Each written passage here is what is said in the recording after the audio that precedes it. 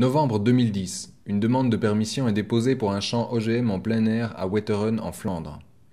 Le champ a officiellement pour objectif de tester la résistance de 27 espèces de patates au Phytophthora, une moisissure de la plante qui provoque la maladie du mildiou. Le mildiou est particulièrement dangereux pour nos monocultures industrielles. Ces pommes de terre transgéniques y seront présentées comme les patates du futur. Le champ est en effet une étape importante avant d'éventuelles commercialisations. Les initiateurs du champ sont privés et publics. L'université et la Haute École de Gand, qui propose notamment des études en biotechnologie agricole. L'université hollandaise de Wageningen, qui fournira 26 espèces de patates au projet. BASF, qui est le leader mondial de l'industrie chimique. BASF développe des plantes génétiquement modifiées et tente d'ouvrir les marchés européens à ses produits.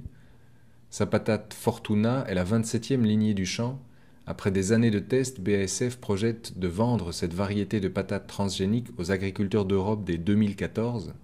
Le VIB, qui est l'Institut public flamand pour la biotechnologie, il s'agit d'un centre de recherche principalement destiné à offrir des services scientifiques aux industries. ILVO, qui est l'Institut public de recherche pour l'agriculture, l'horticulture et la pêche. ILVO informe et soutient la stratégie politique. ILVO est propriétaire de la parcelle de terre du champ test.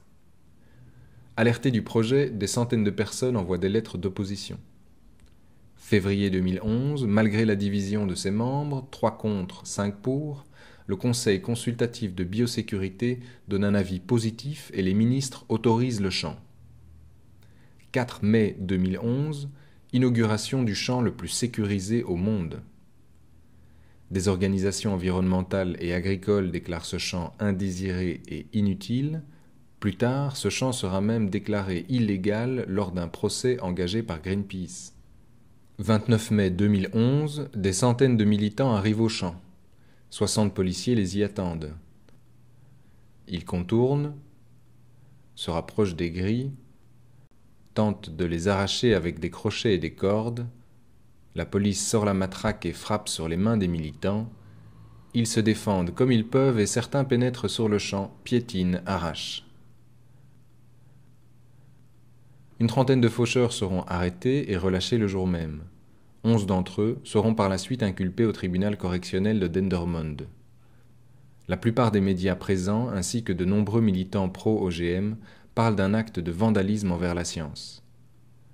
3 juin 2011, Barbara van Dijk, chercheuse en développement du territoire à la KU Leuven, est renvoyée pour avoir participé à l'action et s'être adressée aux médias en défense des activistes.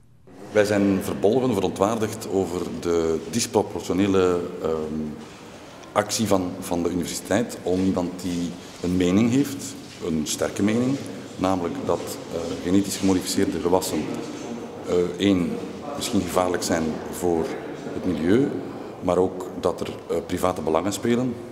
Men doet onderzoek naar patenten eigenlijk, niet naar de verbetering van de mensheid, maar naar patenten. Ik ben natuurlijk zelf als wetenschapster een absolute voorstander van vrijheid van wetenschappelijk onderzoek. Maar dat betekent niet dat het wetenschappelijk onderzoek niet aan een zekere vorm van democratische contestatie onderworpen kan worden. Vrijheid van onderzoek, net zoals vrijheid van meningsuiting, betekent evenzeer de vrijheid om gecontesteerd te worden. En wat we hebben gezien in Wetteren is een contestatie van bepaalde proeven, van bepaalde vormen van wetenschappelijke logica's. Niet het dwarsbomen of het onmogelijk maken van wetenschappelijk onderzoek. Dus ik denk dat we in die discussie zeker niet ver zijn geraakt. Depuis qu'il y a ces champs, il y a de gros mensonges de toute façon. Moi-même, jusqu'à ce qu'on me désille les yeux, je pensais que les champs de culture en plein air étaient là au moins aussi pour tester les éventuels problèmes, les contaminations, et certains de bonne volonté, heureusement moi pas, ont dit les accusants des OGM brisent le thermomètre dont il faudrait se servir pour mieux comprendre les OGM et leurs effets.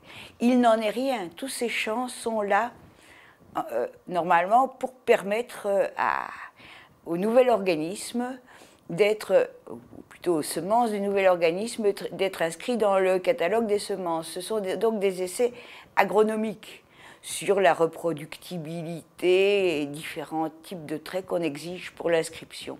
Donc c'est immédiatement dans une perspective de commercialisation.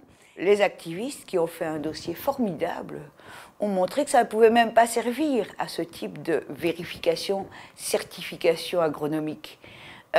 C'était pas fait sur un mode tel que c'est en quelconque sens, sauf peut-être la promotion en Flandre des pommes de terre génétiquement modifiées. On amenait des cars entiers de paysans néerlandophones pour voir la patate de l'avenir. Donc c'était tout simplement une opération de propagande coproduite par des universitaires, l'université de Gand et donc BASF. Et là, on est vraiment à la situation limite, parce qu'à ce moment-là, le terme science sert à recouvrir, à protéger, à bénir, même pas une certification agronomique, finalement l'agronomie est une science, mais une pure et simple opération de propagande.